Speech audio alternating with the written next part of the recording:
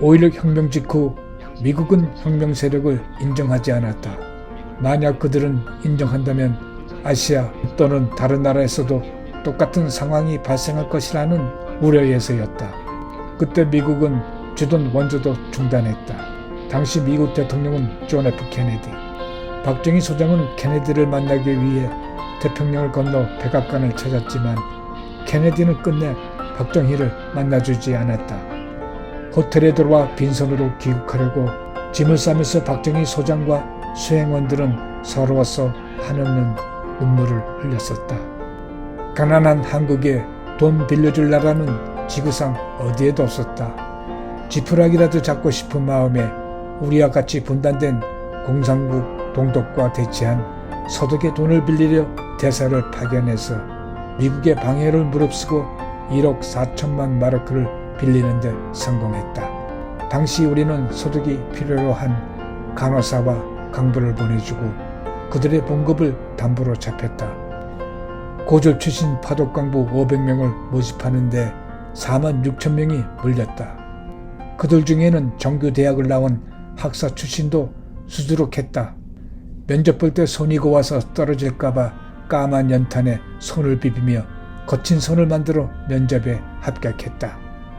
서독 항공기가 그들을 태우기 위해 온 김포공항에는 간호사와 강부들의 가족, 친척들이 흘리는 눈물로 바다가 되어 있었다.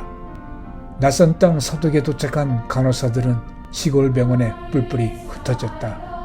말도 통하지 않는 여자 간호사들에게 처음 맡겨진 일은 병들어 죽은 사람의 시신을 닦는 일이었다.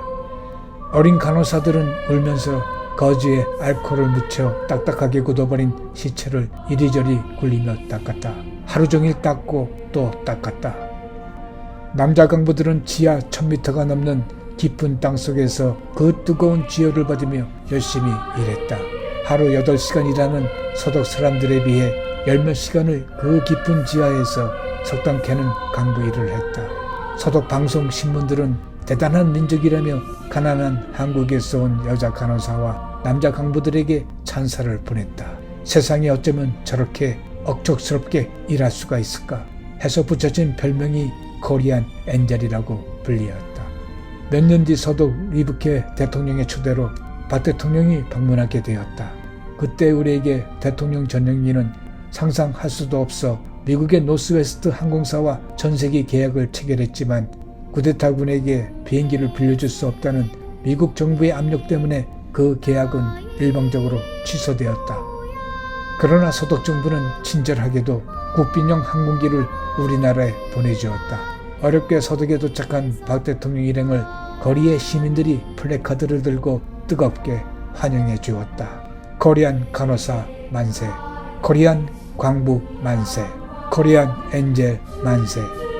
영어를 할 줄 모르는 박 대통령은 창밖을 보며 감격이 겨워 땡큐 땡큐만을 반복해서 외쳤다. 서독에 도착한 박 대통령 일행은 리브케 대통령과 함께 강부들을 위로 격려하기 위해 탄강으로 갔다. 고국의 대통령이 온다는 사실에 그들은 500여 명이 들어갈 수 있는 강당에 모여들었다. 박 대통령과 리브케 대통령이 수행원들과 함께 강당에 들어갔을 때 작업복 입은 강부들의 얼굴은 시커멓게 거울러 있었다.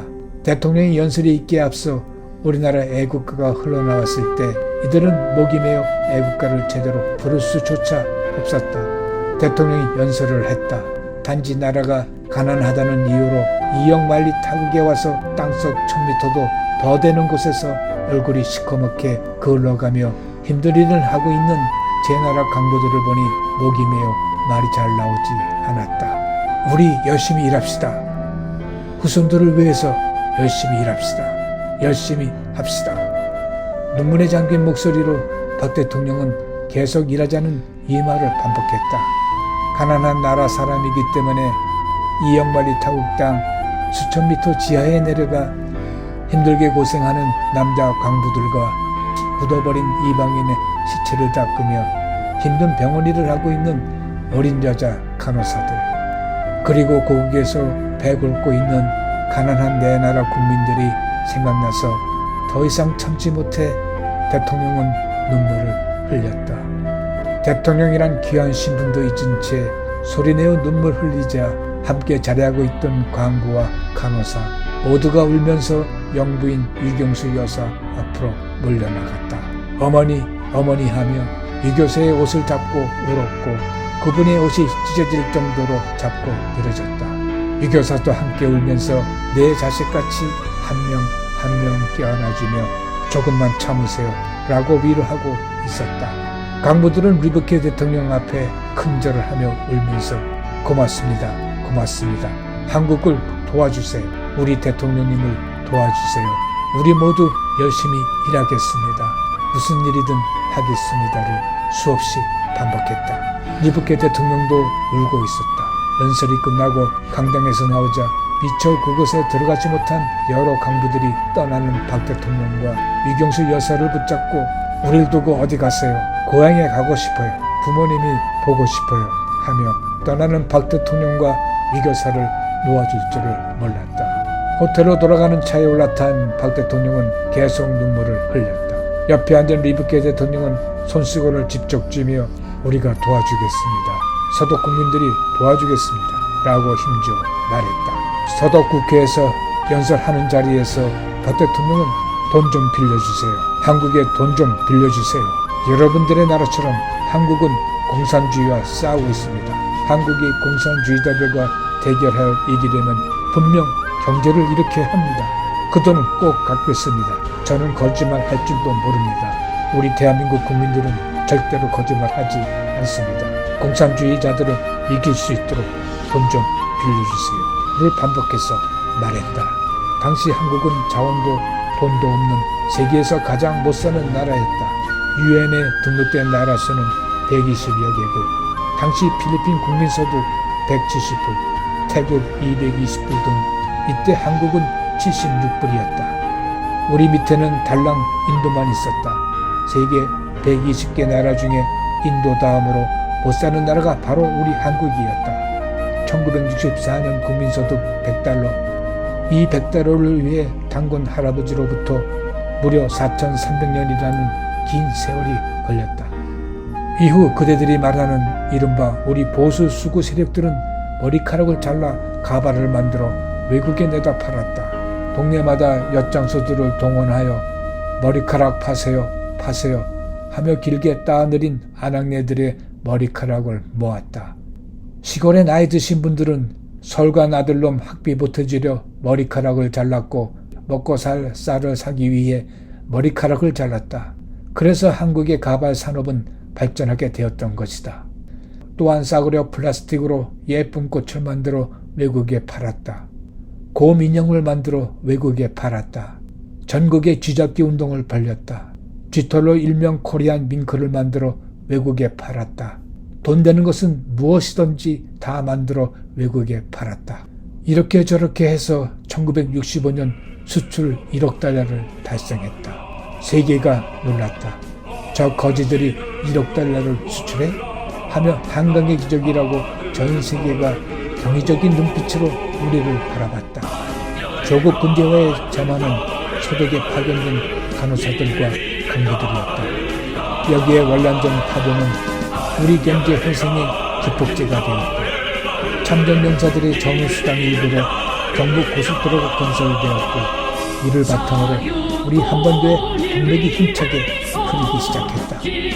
우리가 올림픽을 개최하고 월드컵을 개최하고 세계가 우리 한국을 무시하지 못하도록 국력을 키울 수 있었던 것은 그들이 수구 보수 세력으로 참여하는 그때 그 강부와 간호사들 얼란전 세대가 있었기 때문이다. 그대들이 명심할 것은 그때 200년의 시신을 닦은 간호사와 수천 미터 지하 탐방에서 땀 흘리며 일한 우리의 강부, 목숨을 담보로 이국 전선에서 피를 흘리는 우리 국군장군, 장렬하는 사막의 중동 건설 현장에서 일한 아버지 세대가 흘린 피와 땀과 눈물이 있었기에 그대들 젊은 세대들이 오늘의 풍요를 누릴 수 있다는 사실을 결코 잊어서는 안 된다.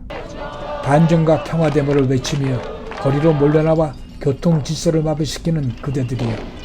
아버지와 할아버지 세대를 수구 세력으로 포함할 자격이 있는가?